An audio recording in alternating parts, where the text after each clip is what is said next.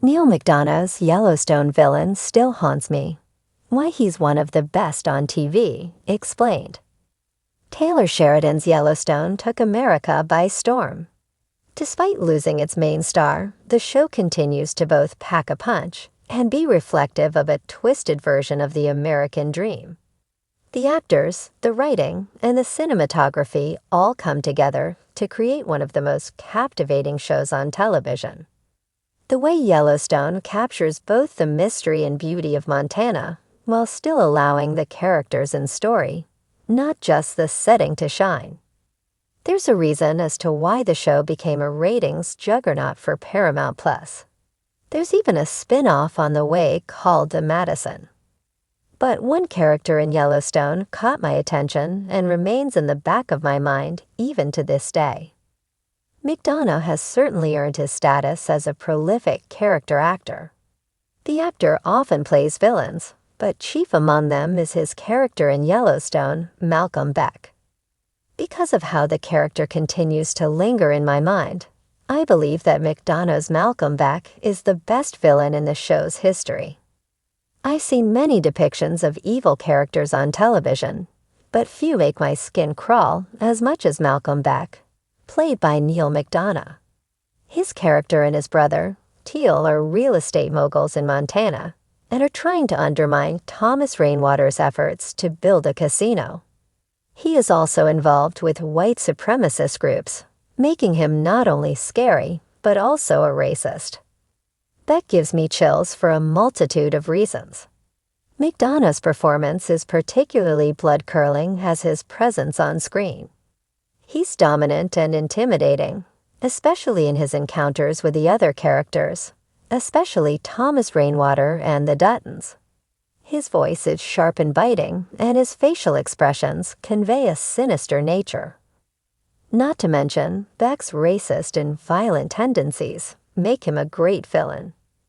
An interest in real estate only covers one aspect of McDonough's Malcolm Beck, as he has a storied history in Yellowstone. Before encountering the Dutton family, Beck served on the Liquor Board of Montana. The show emphasizes that this title brought Beck a lot of power and responsibility, as he was able to determine which establishments could lawfully sell liquor. Beck being involved with white supremacist groups makes his character even more despicable. He has connections to the Montana Free Militia and a skinhead group in Whitefish, MT. Beck's racist nature makes sense for his character, considering that he takes issue with Thomas Rainwater, the leader of the Broken Rock Indian Reservation. Beck and his brother Teal's desire to build a casino on indigenous land mirrors how the white settlers took over native lands by force. Again, it makes sense that Yellowstone, which takes place in Montana, would want to reflect how the West was won, so to speak. The show makes an effort to depict tensions between indigenous Americans and white people through interactions such as Beck's desire to build his own casino on native land. But what makes Beck so scary is his final scene in the series. Beck's brother, Teal, along with the help of a white supremacist militia, kidnaps John Dutton's grandson, Tate, and all hell breaks loose. When John finds out that Teal is keeping Tate hostage, he tracks down Beck. John shoots Beck 3 times and demands he reveal the location where Teal is holding Tate. In a chilling scene, John says to Beck, "You have one last chance to make it to heaven," if Beck reveals Tate's location. John also promises that he will send his helicopter to transport Beck to the hospital. Beck refuses and chooses to die by himself in the plains of Montana. With his last breath, Beck admits that he wishes he never met John Dutton. His most recent appearance was in Season 2 of Tulsa King. In the Paramount Plus hit, McDonough plays a territorial businessman named Cal Thresher. His character starts a territory war with Sylvester Stallone's Dwight Manfredi. One of Tulsa King's writers spoke about McDonough as an actor, as Terrence Winter described McDonough as so intense. I feel that it's important to discuss McDonough's Cal Thresher as a character. In Tulsa King, Thresher starts out as a likable guy. He is pleasant in his interactions, but there is a threatening undertone to his conduct. From his first interaction in the series, McDonough clarifies that he will fight tooth and nail to keep his business empire the most powerful one in Tulsa. Thresher is made all the more menacing because of his ties to underground crime in Tulsa. McDonough made a name for himself playing the antagonists in Season 3 of Justified and Season 5 of Desperate Housewives. On Justified, he played a mobster named Robert Quayles, who comes to Kentucky from Michigan to collect a debt from Emmett Arnett. McDonough brings a lot of threat and tension to the season. He also played David Williams, the villain in Season 5 of Desperate Housewives, who is out for revenge on the residents of Wisteria Lane. In all of his roles, McDonough brings genuine fear to the audience through his portrayal of sneaky, despicable characters. Because McDonough identifies as a devout Catholic, he refuses to do nude/kissing scenes. It's worth mentioning that McDonough is married to his wife, South African model Ruve Robertson. McDonough's refusal to act in any potentially lewd scenes resulted in the actor being fired from a show called Scoundrels. At the time, ABC executives chalked his removal from the series to the actor discussing difficulty securing roles with these conditions.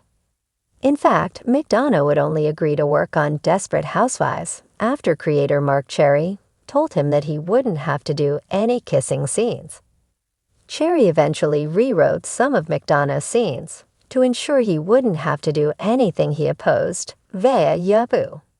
McDonough's character Malcolm Beck represents the white man coming to take the Native Americans' land. It's interesting that Yellowstone, indicative of the Western genre, represents this idea. The message attached to Beck makes him much more threatening to me. He reflects many issues with American capitalism and even nationalism, and that's why he's so scary. He represents the threat that not only outsiders bring to the native reservation, but also the threat of unregulated capitalism. Beck is willing to let his brother in Tate Dutton die so that a casino can open. His motivations cause me to put his character into perspective. Beck could have saved himself and the people around him from so much harm and grief if he wasn't so greedy. The show's writing and McDonough's delivery both sell the tragic nature of Malcolm Beck. He could have avoided a gruesome fate, but was so blindsided by money that it didn't matter who he hurt. The message attached to Beck makes him much more threatening to me. Neal McDonough's portrayal of the villainous Malcolm Beck in Yellowstone still lingers in my mind, long after his character was written off the show. While Yellowstone has delivered numerous powerful performances from a talented cast, McDonough's role as Beck stands out as one of the most compelling and chilling antagonists in recent memory. It's not just because of the character's sinister deeds, but because of how McDonough brought him to life, crafting a character so expertly layered that even after his death, the shadow of Malcolm Beck remains a haunting presence over the Dutton family. From the very first time McDonough's Beck enters the Yellowstone universe, he commands attention. His performance is magnetic, but what makes his portrayal so unsettling is the subtlety with which he delivers menace. Beck is not a loud, over-the-top villain. He doesn't need to be. Instead, McDonough plays him with a cold, calculating demeanor that makes every word and every glance feel like it could be the moment he makes his move. It's the kind of performance where you're always on edge, unsure when his mask will slip and reveal the full extent of his ruthlessness. One of the reasons McDonough's Malcolm Beck feels so memorable is because of the depth he brings to the role. Beck is not a typical one-dimensional villain. On the surface, he's a businessman and politician, smooth-talking and appearing to be well-mannered. But as the series progresses, McDonough masterfully unveils the darker aspects of Beck's personality. His manipulative tendencies, his obsessive desire for power, and his lack of empathy. He is willing to do anything to achieve his goals, including resorting to violence, betrayal, and even murder. But rather than making him an outright caricature of evil, McDonough allows Beck's humanity to seep through, if only briefly. There are moments when you can see that Beck's actions are driven by more than just ambition. There's a sense of bitterness and personal vendetta that fuels his every move, giving the character a tragic undertone.